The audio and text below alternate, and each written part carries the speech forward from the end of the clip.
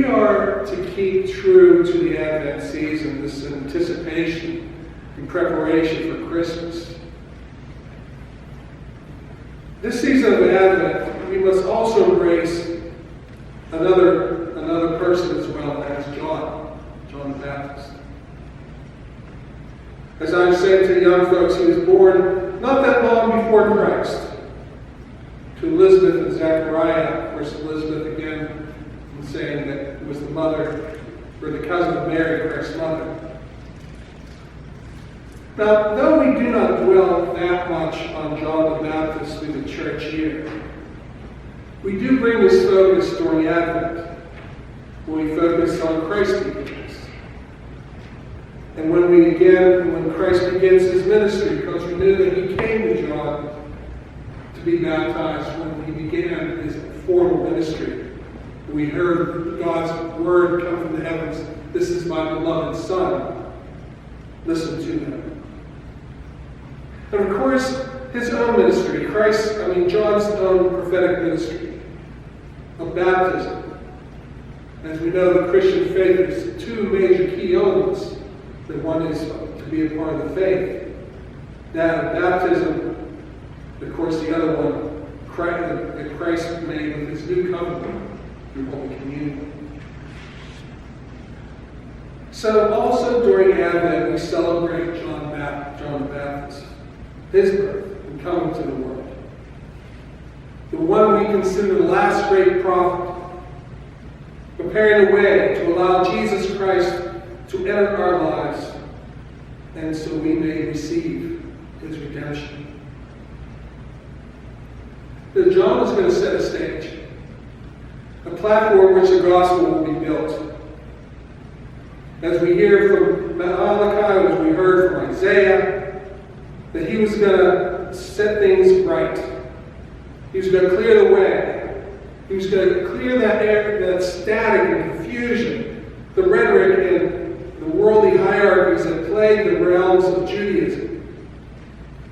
It really plagues the realms of all our plans created by worldly power and prestige. John was showing the way as God had always desired for his people, for them to live pure and righteous lives and have a direct relationship with God, our Father. So John called the people of Israel, as he still calls us today, to rid the clutter of this life, cleanse our minds and souls, and make straight the path. The direct relationship between us and God.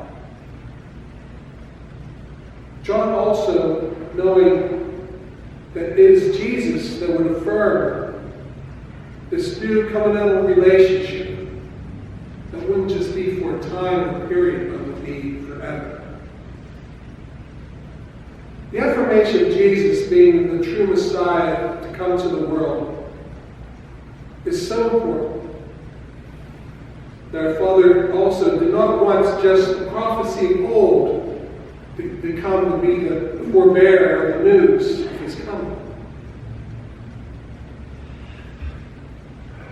Because some of the ways the people of Israel at that time, what they seen was the prophets had spoken so long before, and they hadn't really seen anything recently. The words had somehow become antiquated and out of touch. But they were true. And for Christ's coming, the prophetic word and preparation needed to be living, as is still today. Because as we know, with Christ, there is a living and breathing reality afoot amongst us in the world, challenging the religious and worldly authorities even today in such a way that challenges even the highest authorities if they do not truly have Christ as their sole inspiration. Now, personally, when I read what is about John, I tell you what, I'd be a little bit afraid.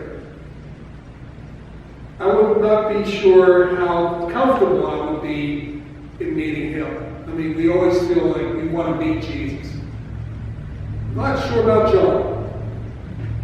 Going back to what was written back in Luke, I started into it, but went on.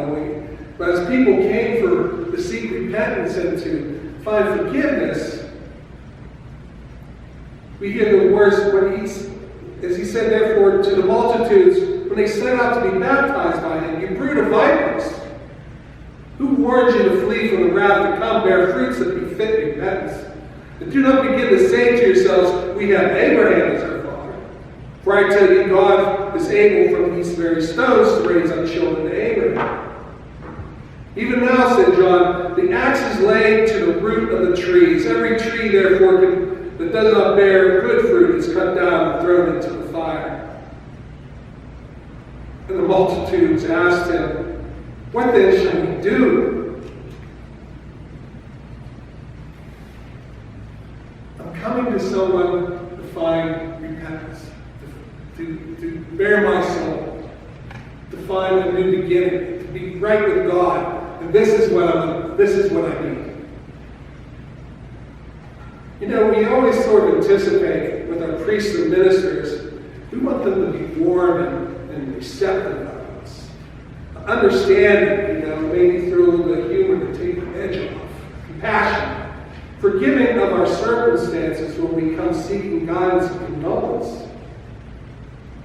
John, what you see in him, when he sees you,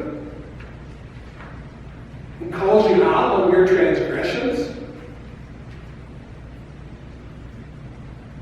He didn't have to say it. He was making the confession for you. However, if he did see sincerity in your hearts, he would also embrace and repent. And he would be with you in that desire to wash away your guilt and start anew in your relationship with God. John, as a true prophet, of course, he always had his gloves off. He could throw some punches. But as a man of God in the world, and you could see, if he, recognizing you, a true and real soul, who came to him, if you came in earnest, he would join with you in those waters of the Jordan. Wash away through baptism your sins, and he could empower so those who desire repentance, true repentance, would have their hearts and minds opened to the true and loving nature of God. Accepting the coming of Christ in your life is not just a holiday. Thoughtful preparation must be made.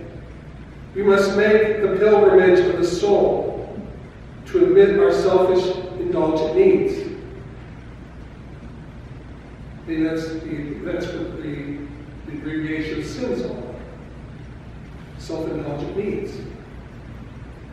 Wash away the static and stateless of this life, and then anew reach out to God, while held by the hand of the grace that is of Jesus Christ.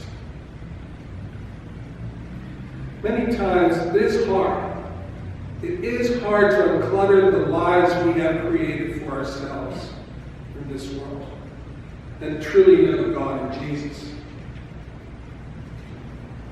If that's what John the Baptist calls us out to do, calls to us even today, encouraged by the saving grace found in Christ. John's words are prophetic. His word is true, timeless. He says, prepare the way of the Lord. Make his path straight. As we prepare for Christmas, we're not just preparing for a holiday. We also need to prepare ourselves anew to truly have Christ in our lives. Amen.